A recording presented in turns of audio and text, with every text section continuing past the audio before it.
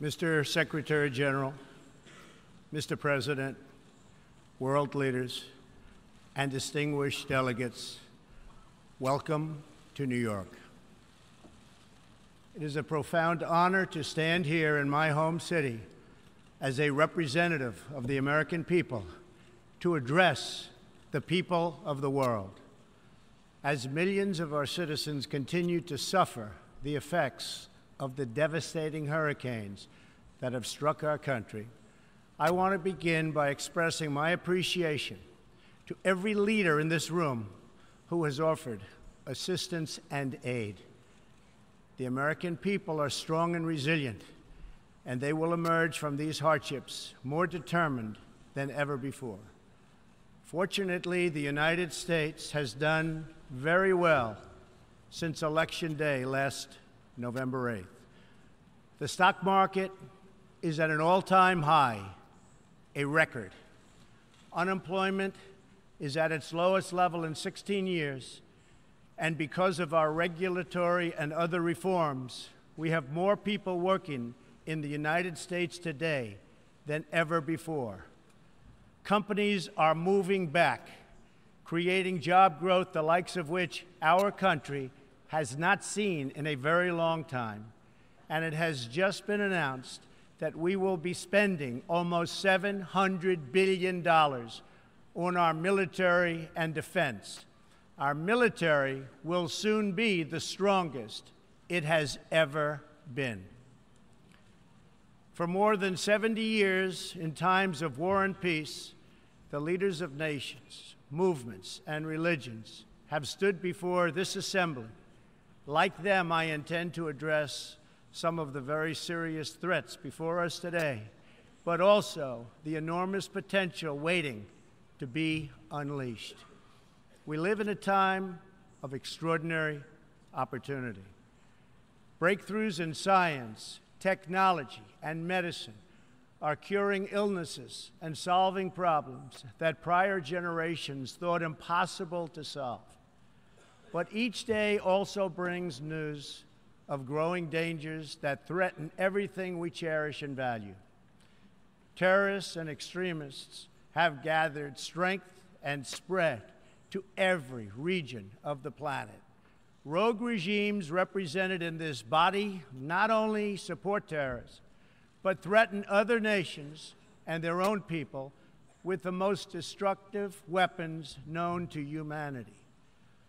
Authority and authoritarian powers seek to collapse the values, the systems, and alliances that prevented conflict and tilted the world toward freedom since World War II.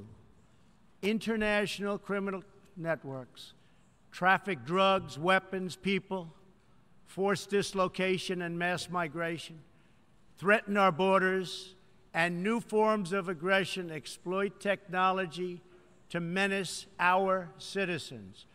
To put it simply, we meet at a time of both immense promise and great peril. It is entirely up to us whether we lift the world to new heights or let it fall into a valley of disrepair. We have it in our power, should we so choose, to lift millions from poverty, to help our citizens realize their dreams, and to ensure that new generations of children are raised free from violence, hatred, and fear. This institution was founded in the aftermath of 2 world wars to help shape this better future. It was based on the vision that diverse nations could cooperate to protect their sovereignty, preserve their security, and promote their prosperity. It was in the same period, exactly 70 years ago, that the United States developed the Marshall Plan to help restore Europe.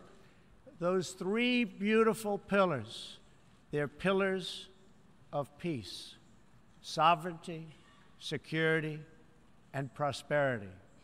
The Marshall Plan was built on the noble idea that the whole world is safer when nations are strong independent, and free.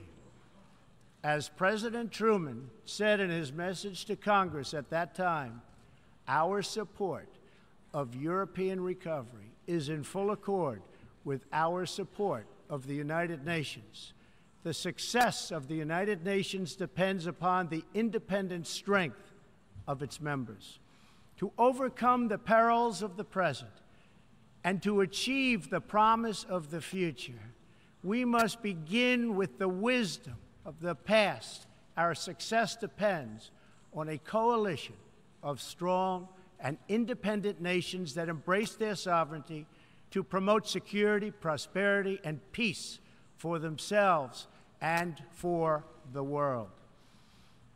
We do not expect diverse countries to share the same cultures, traditions, or even systems of government, but we do expect all nations to uphold these two core sovereign duties: to respect the interests of their own people and the rights of every other sovereign nation.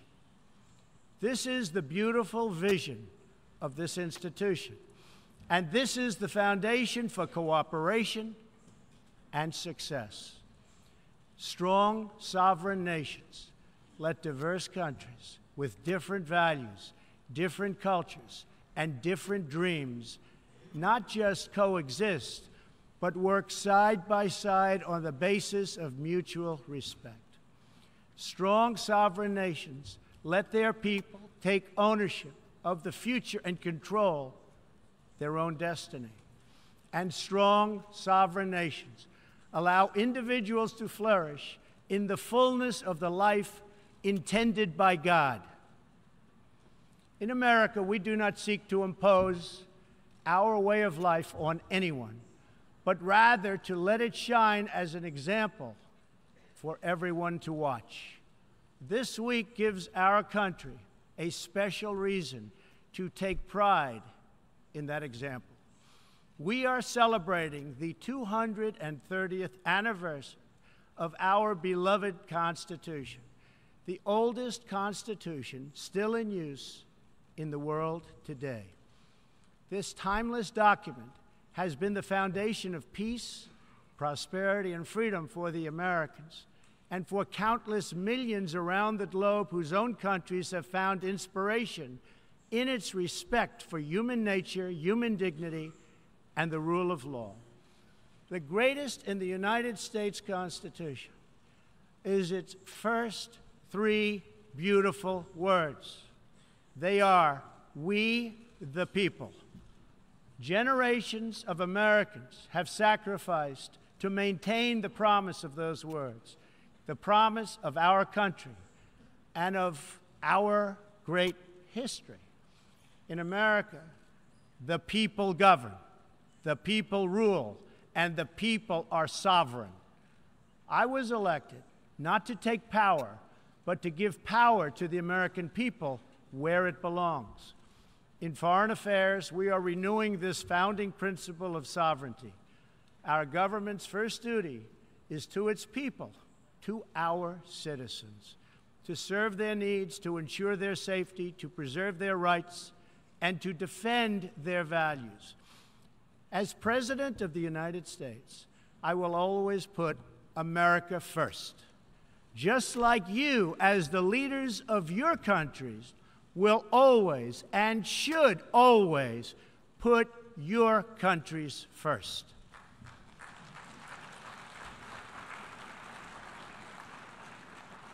All responsible leaders have an obligation to serve their own citizens, and the nation-state remains the best vehicle for elevating the human condition. But making a better life for our people also requires us to work together in close harmony and unity to create a more safe and peaceful future for all people. The United States will forever be a great friend to the world, and especially to its allies. But we can no longer be taken advantage of or enter into a one-sided deal where the United States gets nothing in return. As long as I hold this office, I will defend America's interests above all else, but in fulfilling our obligations to our own nations, we also realize that it's in everyone's interest to seek a future where all nations can be sovereign, prosperous, and secure. America does more than speak for the values expressed in the United Nations Charter. Our citizens have paid the ultimate price to defend our freedom and the freedom of many nations represented in this great hall. America's devotion is measured on the battlefields where our young men and women have fought and sacrificed alongside of our allies. From the beaches of Europe to the deserts of the Middle East to the jungles of Asia.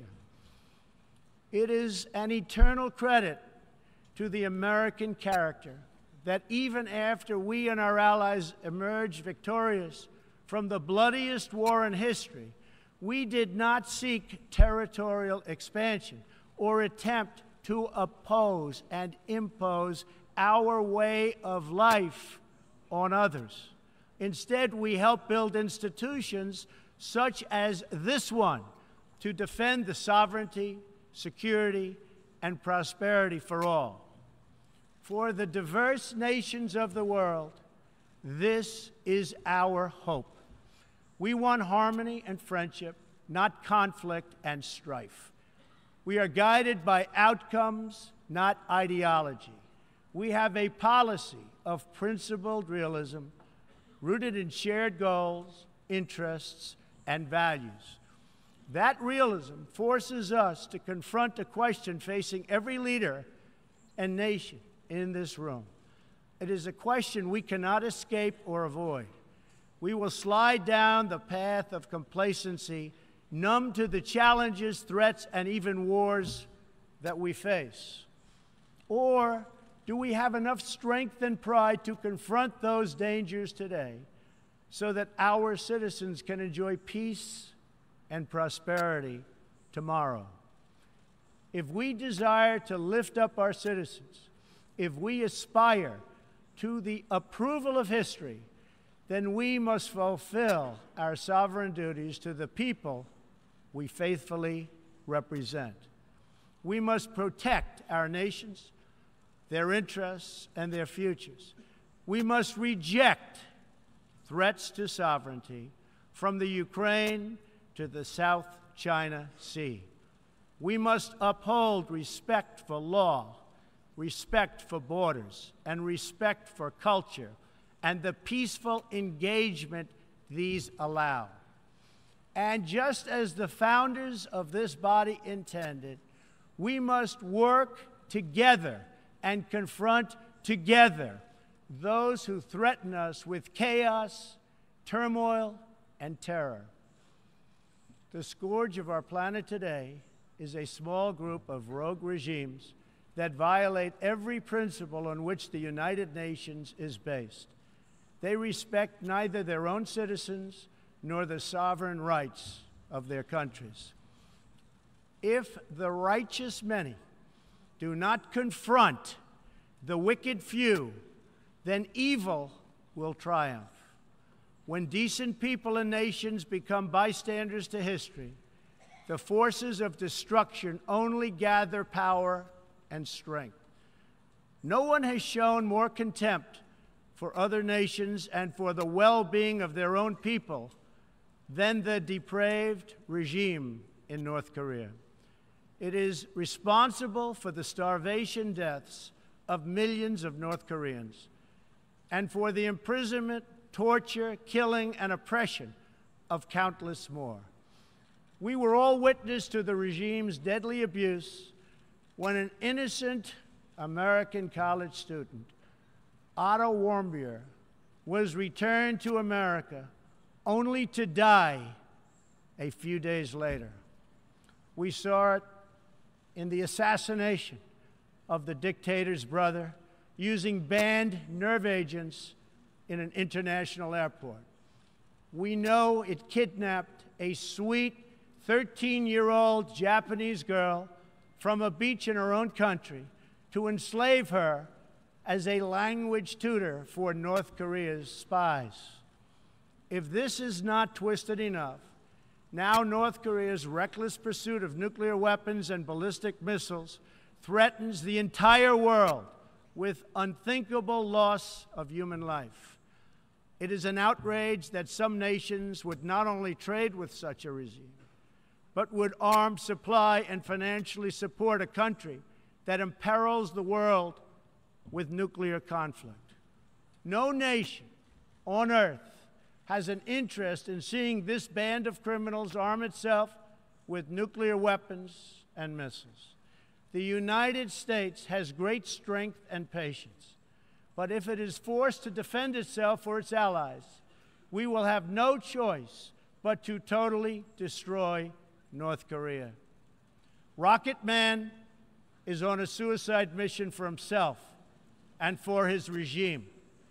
The United States is ready, willing, and able, but hopefully this will not be necessary. That's what the United Nations is all about. That's what the United Nations is for. Let's see how they do.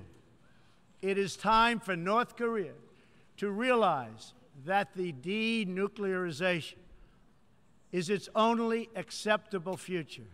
The United Nations Security Council recently held 2 unanimous 15-0 votes adopting hard-hitting resolutions against North Korea, and I want to thank China and Russia for joining the vote to impose sanctions along with all of the other members of the Security Council.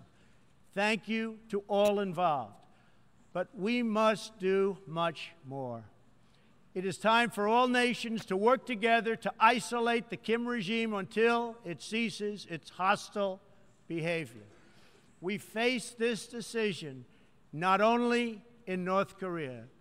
It is far past time for the nations of the world to confront another reckless regime, one that speaks openly of mass murder, vowing death to America, destruction to Israel, and ruin for many leaders and nations in this room. The Iranian government masks a corrupt dictatorship behind the false guise of a democracy. It has turned a wealthy country with a rich history and culture into an economically depleted rogue state whose chief exports are violence, bloodshed, and chaos. The longest-suffering victims of Iran's leaders are, in fact, its own people.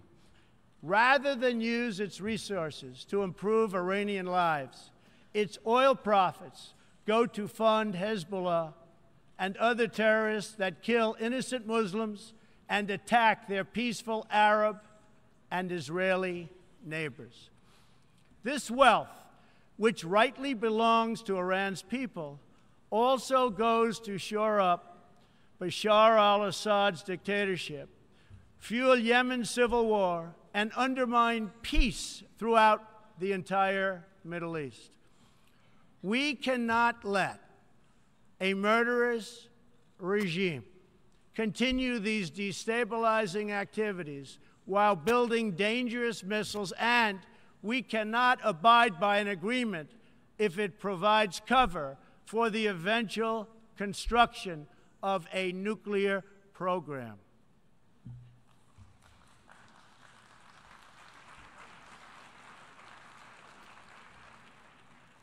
The Iran deal was one of the worst and most one-sided transactions the United States has ever entered into. Frankly, that deal is an embarrassment to the United States, and I don't think you've heard the last of it, believe me. It is time for the entire world to join us in demanding that Iran's government end its pursuit of death and destruction.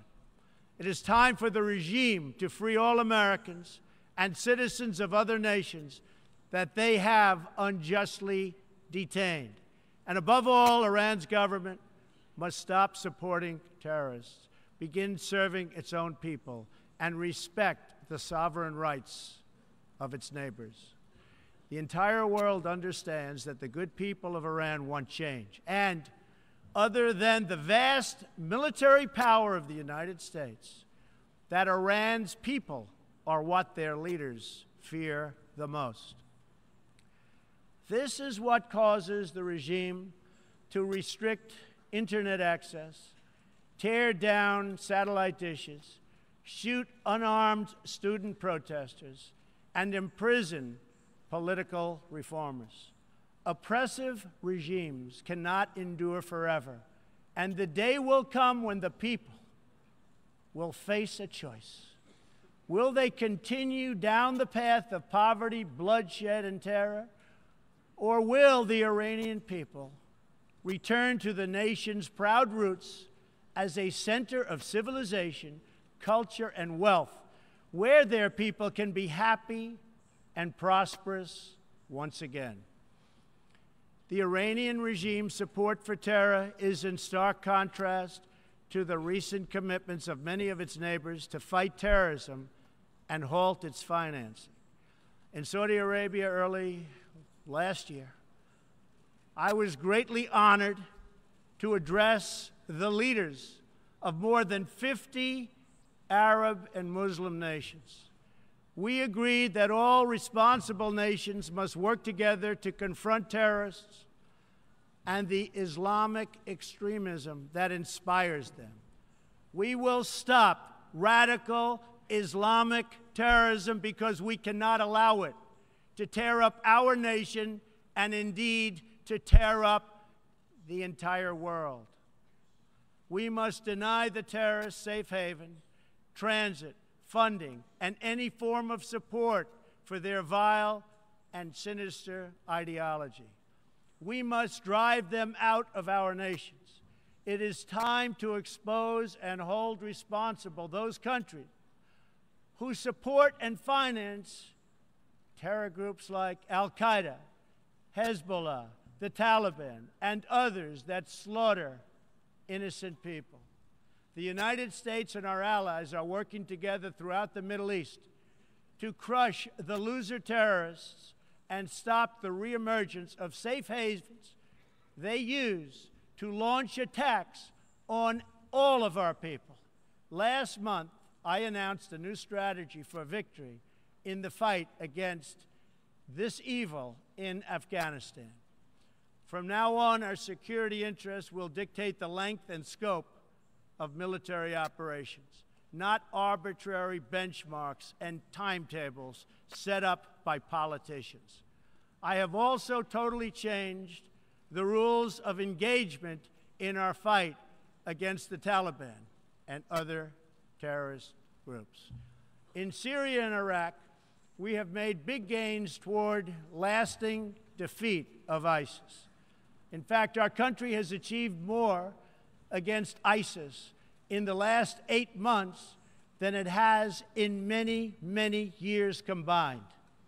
We seek the de-escalation of the Syrian conflict and a political solution that honors the will of the Syrian people. The actions of the criminal regime of Bashar al-Assad, including the use of chemical weapons against his own citizens, even innocent children, shock the conscience of every decent person. No society can be safe if banned chemical weapons are allowed to spread. That is why the United States carried out a missile strike on the airbase that launched the attack.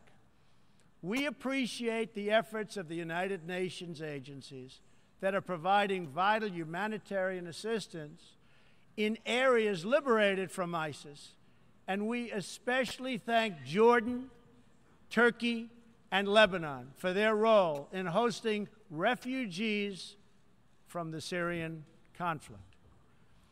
The United States is a compassionate nation and has spent billions and billions of dollars in helping to support this effort. We seek an approach to refugee resettlement that is designed to help these horribly treated people and which enables their eventual return to their home countries to be part of the rebuilding process. For the cost of resettling one refugee in the United States, we can assist more than 10 in their home region. Out of the goodness of our hearts, we offer financial assistance to hosting countries in the region, and we support recent agreements of the G20 nations that will seek to host refugees as close to their home countries as possible. This is the safe, responsible, and humanitarian approach. For decades, the United States has dealt with migration challenges here in the Western Hemisphere.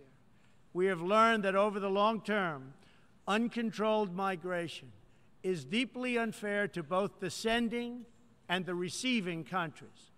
For the sending countries, it reduces domestic pressure to pursue needed political and economic reform, and drains them of the human capital necessary to motivate and implement those reforms. For the receiving countries, the substantial costs of uncontrolled migration are borne overwhelmingly by low-income citizens whose concerns are often ignored by both media and government. I want to salute the work of the United Nations in seeking to address the problems that cause people to flee from their homes.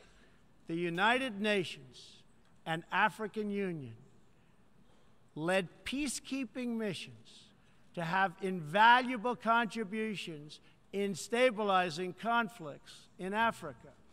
The United States continues to lead the world in humanitarian assistance, including famine prevention and relief in South Sudan, Somalia, and northern Nigeria and Yemen. We have invested in better health and opportunity all over the world through programs like PEPFAR, which funds AIDS relief, the President's Malaria Initiative, the Global Health Security Agenda, the Global Fund to End Modern Slavery, and the Woman Entrepreneurs Finance Initiative, part of our commitment to empowering women all across the globe. We also thank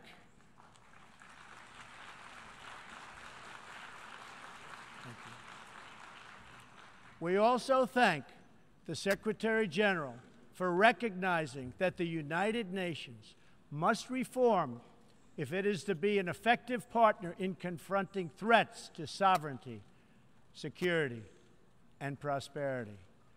Too often, the focus of this organization has not been on results, but on bureaucracy and process.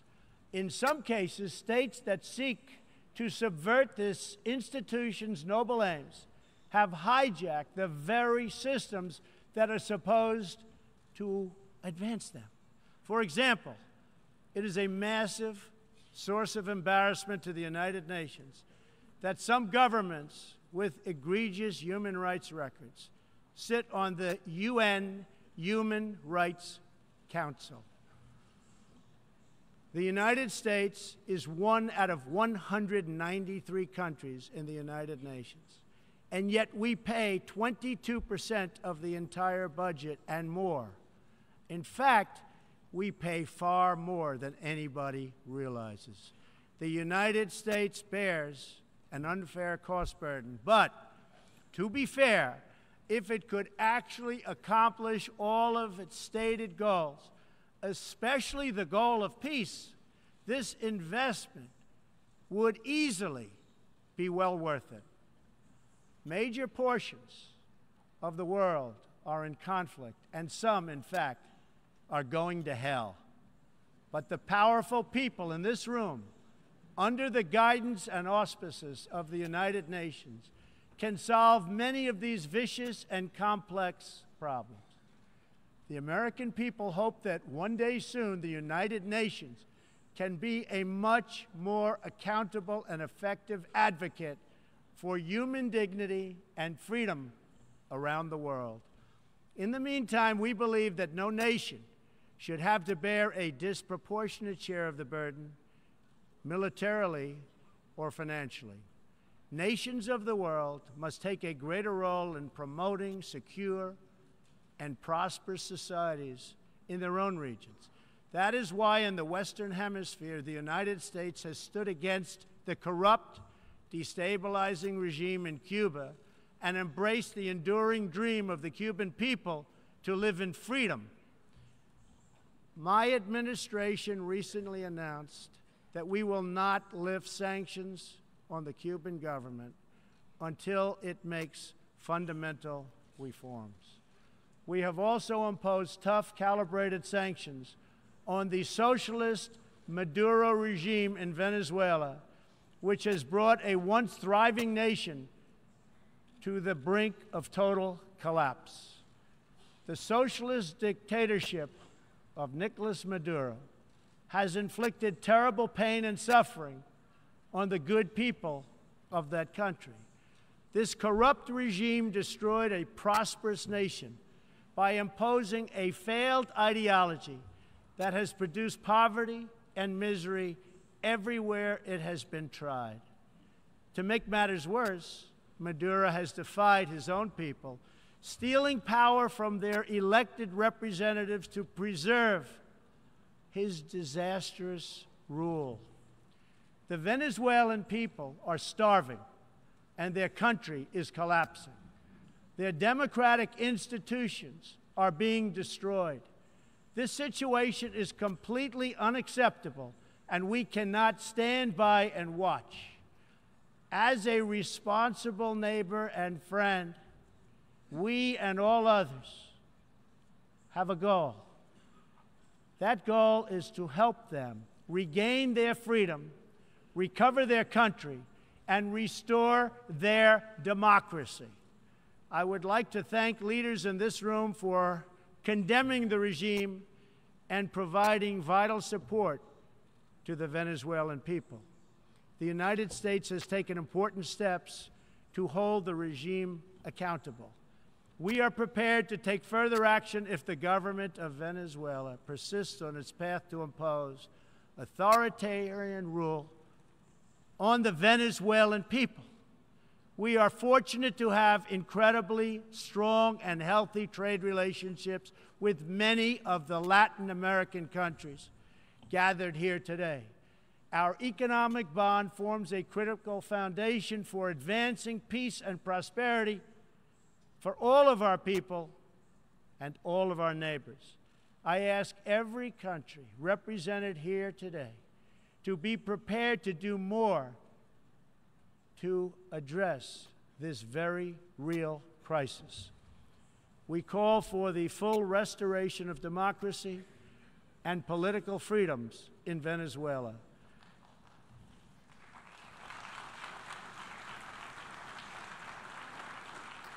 The problem in Venezuela is not that socialism has been poorly implemented, but that socialism has been faithfully implemented.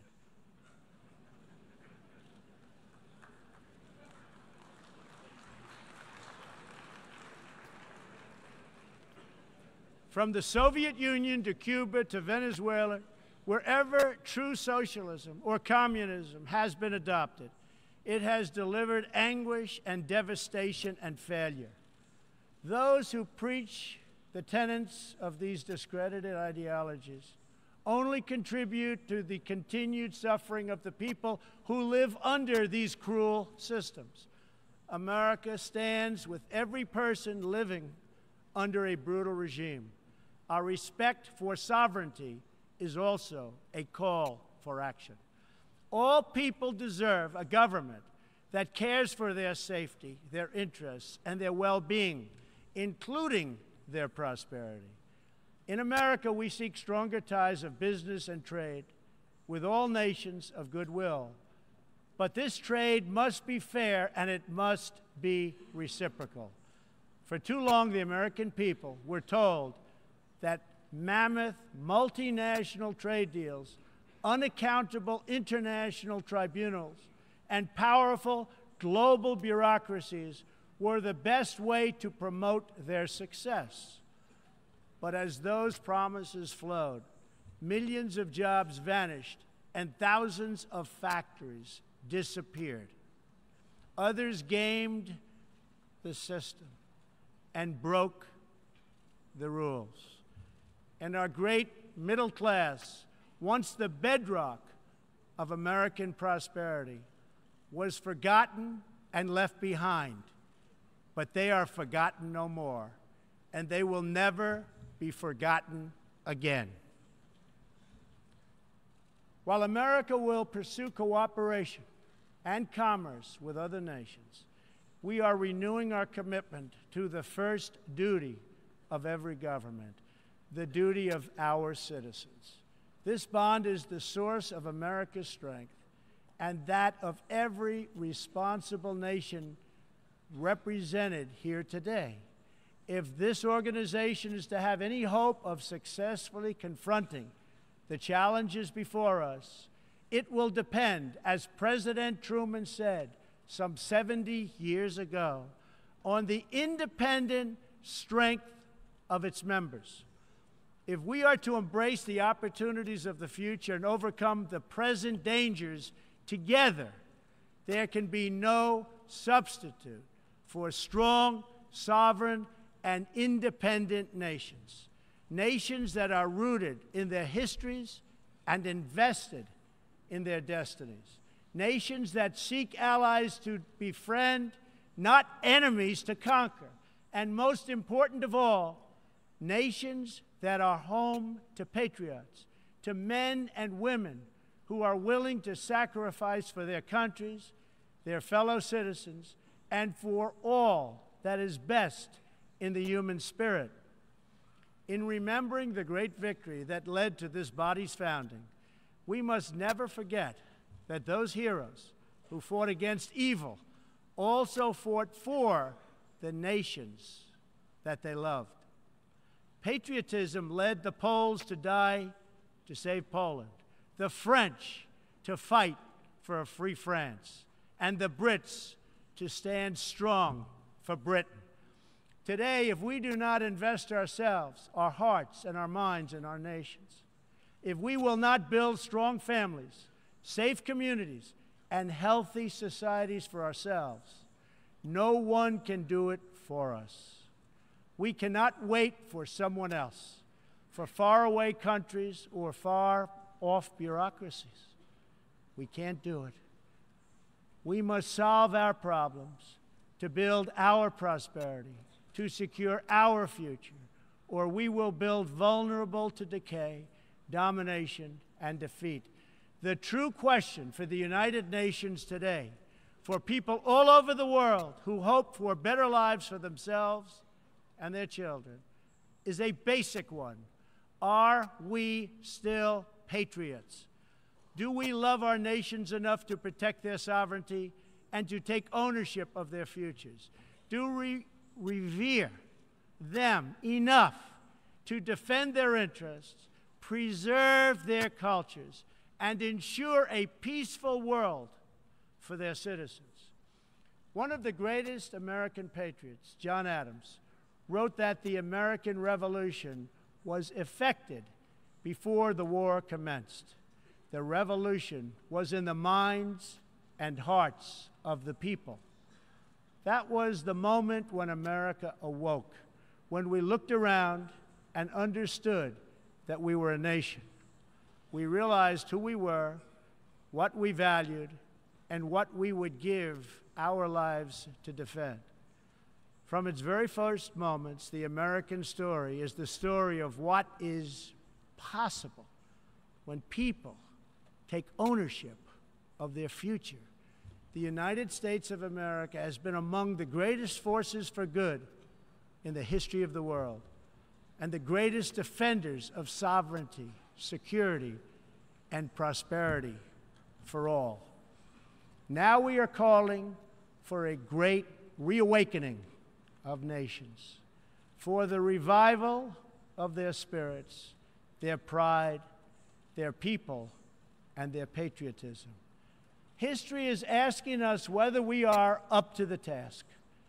Our answer will be a renewal of will, a rediscovery of resolve, and a rebirth of devotion we need to defeat the enemies of humanity and unlock the potential of life itself.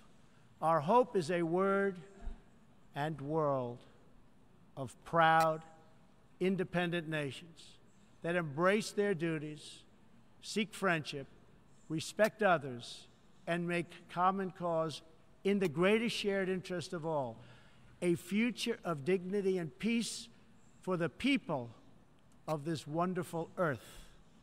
This is the true vision of the United Nations, the ancient wish of every people, and the deepest yearning that lives inside every sacred soul. So let this be our mission, and let this be our message to the world. We will fight together, sacrifice together, and stand together for peace, for freedom, for justice, for family, for humanity, and for the Almighty God who made us all. Thank you. God bless you. God bless the nations of the world, and God bless the United States of America. Thank you very much.